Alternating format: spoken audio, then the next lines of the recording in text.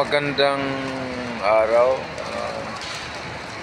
The YouTube channel of the Fraternal Order of Eagles, Limbas Law Corner is back to render public service in the field of law, o yung aming pagbabahagi ng kaunting kaalaman sa larangan ng batas para sa sambayan ng Pilipino. Brought to you by the Limbas Marangal Eagles Club of the Eastern Rizal Region 2 sa pamamagitan ng inyong lingkod na isa ng mga abogado at isang profesor sa maraming law school sa ating bansa.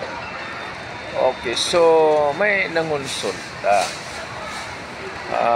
Ang sabi ko, dapat ang kasong isasampa mo sa Office of the Prosecutor, dapat suportado ng mga affidavit ng mga testigo.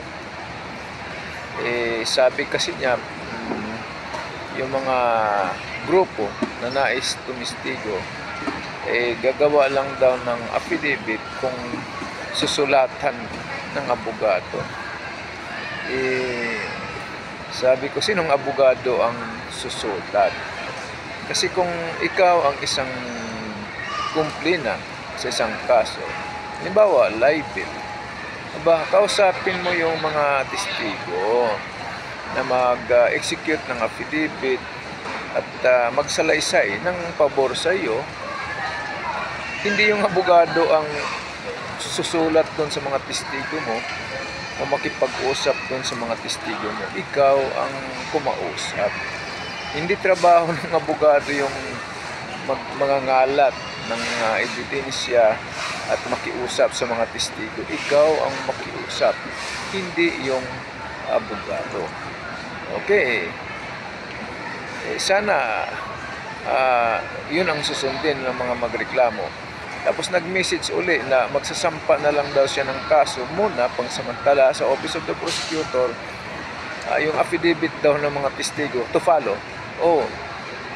Ang prosecutor, pag ganyan, nakita niya na wala namang probable cause to continue with the investigation, he will immediately dismiss the case. Hindi ka na mabibigyan ng pagkakataon magsumiti ng subpoena dahil hindi nga mag-issue na ng hindi ka na mabibigyan ng pagkakataon na sumiti ng salaysay dahil ang piskal hindi na mag-subpoena yan, i-dismiss na yan agaran.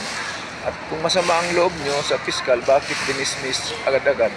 Well, pinahuntulutan yan sa Rules of Criminal Procedure. Nakasaad doon na if the prosecutor finds no probable cause for the continuation of the preliminary investigation, then he will dismiss it outright. Sana nakatulong na naman itong aming club, the Limbas Marangal Eagles Club of the Eastern Rizal Region 2. Maraming salamat at magandang araw sa lahat.